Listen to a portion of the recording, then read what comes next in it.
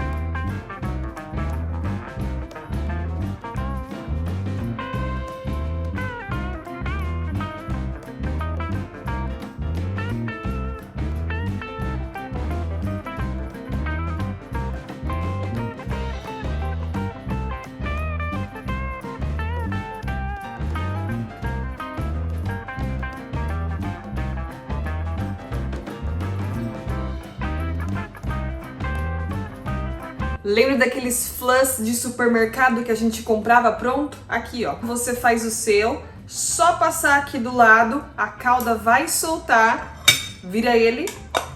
Olha isso. Que lindo! Delícia! Essa caldinha aqui embaixo, você pode ainda utilizar ela se você quiser voltá-la no micro-ondas ou se não colocar do jeito que eu fiz em banho-maria, deixar um pouquinho lá, ele já vai derreter e você já despeja por cima. Super cremoso. Olha isso aqui. Que delícia. Você precisa fazer. Receita muito gostosa, sem nenhum trabalho, você vai adorar. Espero que você faça e que goste, depois deixa aqui nos comentários o que achou. Aproveita, já se inscreve no canal, deixa seu joinha, até o próximo vídeo com mais receitas pra você. Um beijo!